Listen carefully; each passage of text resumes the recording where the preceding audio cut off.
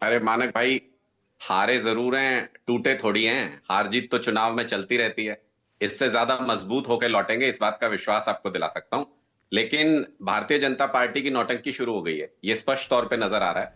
इन्होंने जो दिल्ली की जनता का जनादेश लिया है वो किस काम पे लिया है? इन्होंने कहा कि हम सारी कल्याणकारी योजनाएं जारी रखेंगे, हम सारी सुविधाएं जारी रखेंगे, 8 मार्च तक 2500 रुपए महिलाओं के अकाउंट में डाल देंगे।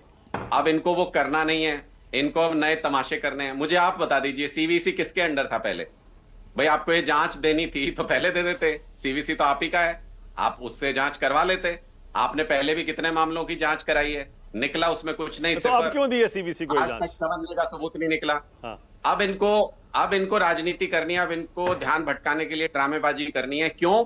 क्योंकि जो वादे किए हैं वो पूरे नहीं कर सकते हैं, क्योंकि जो वादे किए हैं वो पूरे करने की नीयत नहीं है इनकी।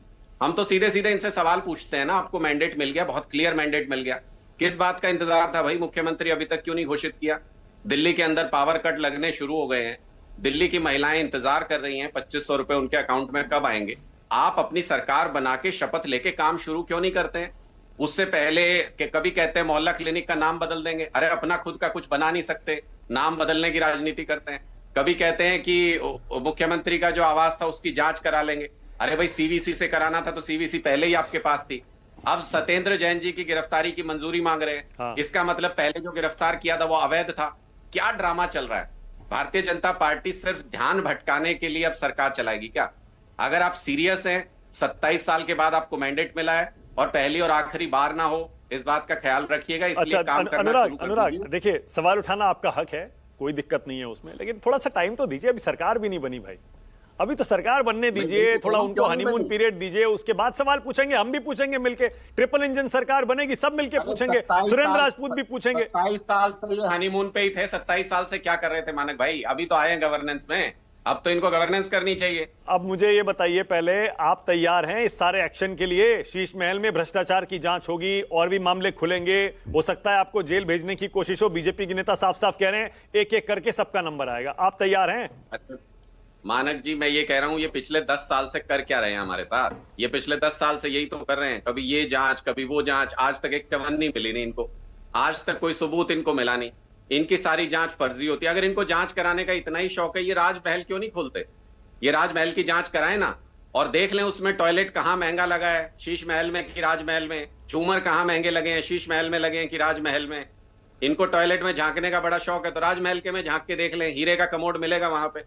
तो इनका काम है सिर्फ बरगलाना, इनका काम है लोगों को इधर उधर की अच्छा बातें अनुराग, करके। अनुराग अब चुनाव हो गए, रुकिए ना एक सेकंड। अब देखिए, क्योंकि आप तो खुद एक जर्नलिस्ट भी रहे हैं पहले अनुराग, अब चुनाव हो गए, प्रचार हो गया, वोटिंग हो गई, नतीजे आ गए, अब सरकार बनने जा रही है बीजेपी की, आप हार गए।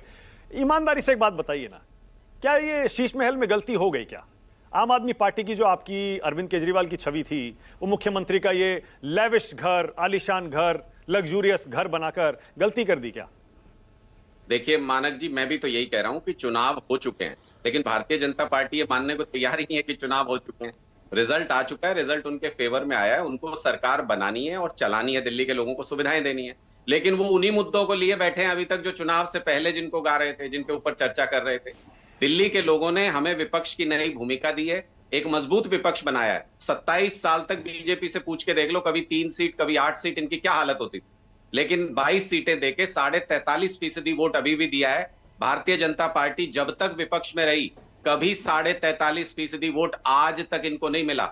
इसका मतलब लोगों ने हमें सरकार से जरूर हटाया, लेकिन साथ ही ये जिम्मेदारी भी दी है कि सीधी लकीर में चलनी चाहिए। भारतीय जनता पार्टी थोड़ा भी इधर उधर करे तो इनको टाइट करने पर का काम सरकार भी से हमारे हटाया क्यों? आपका एनालिसिस क्या कहता है? अब तो कई रात जागे होंगे नतीजों के बाद, रात भर सोचा भी होगा, क्या समझ में आया? नहीं, मानक कर रहे हैं, उन सारी चीजों पे भी एनालिसिस कर रहे हैं। देखिए अब चुनाव मानक बहुत सामान्य नहीं रहे हैं कि सीधा किसी पार्टी के साथ पॉलिटिकल मुद्दों पे चुनाव होते हो, ऐसा नहीं है। और ये अगले आने वाले हर स्टेट में ऐसा ही होने वाला है, तो इसलिए उसके लिए भी रणनीति तैयार करनी होगी। जो ये पूरे सिस्टम का इस्तेमाल करते हैं, जो चुनाव आयोग का इस्तेमाल करते हैं, जो पूरा इन्होंने पैसे का जो सिस्टम चलाया था, उससे भी कैसे मुकाबला करेंगे, उसके लिए भी रणनीति तैयार करनी होगी। ये एक इसके लिए हम पूरा एनालिसिस भी कर रहे हैं और आगे की योजना भी बना रहे हैं। इनको जवाब देंगे, इन्हीं की भाषा में देंगे, सही तरीके से देंगे आने वाले चुनावों। ठीक है, तो फिर ये आपके पार्षद क्यों टूट के जा रहे हैं? आप तो दम्भ भरते थे ना, आपको घमंड था इस बात का कि आपका कोई नेता पार्टी छोड़ के नहीं जाता, कभी नहीं जाएगा, ईमानदार है। 3-3 पार्षद छोड़ के चले गए। एक साथ? नहीं, देखिए मानक इस पे एक तो एंटी डिफेक्शन लॉ कहीं लागू नहीं होता है एमसीडी के अंदर, तो इनके भी कई पार्षद हमें ज्वाइन करते रहते हैं और हमारा भी एक दो पार्षद कभी छोड़ के इनके यहाँ पे चला जाता है। ये एमसीडी के अंदर रूटीन है। हमने पहले भी ये मांग की थी कि एंटी डिफेक्शन जब सिंबल के ऊपर चुनाव होता है तो एमसीडी के अंदर भी एंटी डिफेक्शन लागू होना चाहिए। और इस तरीके के खरीद फरोख्त भारतीय जनता पार्टी का चरित्र है, ये कोशिश करते ही रहते हैं हमेशा। नहीं नहीं, मैं आप तो ये हमेशा कह रहा हूं कहते थे कि आपका तो आपके सारे जो हैं आम आदमी हैं, सारे नेता ईमानदार हैं, कभी कोई छोड़ के जाएगा ही नहीं, तो फिर ये क्यों हो रहा है? भाई जहां इन्होंने खूब प्रयास कर लिया, देखिए हमारी ये खरीद फरोख्त करके कभी सरकार तो नहीं तोड़ पाए कहीं पे भी। तो आज आगे का रिकॉर्ड आगे देखेंगे, लेकिन नहीं नहीं, अभी तक एमसीडी में ऐसा तो अब संतुलन नहीं। एमसीडी में तो बैलेंस बिगड़ गया ना। अब बराबर बराबर हो गया, नहीं, नहीं, 115 115। वो अब फैसला- मेयर इस बार बीजेपी वो का बनेगा फैसला- ऐसा लग रहा है। मानक वो फैसला तो सदन के अंदर ही होगा ना, वो चुनाव सदन के बाहर नहीं हो सकता है। अभी उसमें समय है, जब वो चुनाव होगा तभी उसके बारे में फैसला होगा। आज तक तो ये नहीं कर पाए ऐसा कि हमारी पार्टी को तोड़ के, हमारे विधायक या पार्षद तोड़ के ये अपना कुछ बना लें।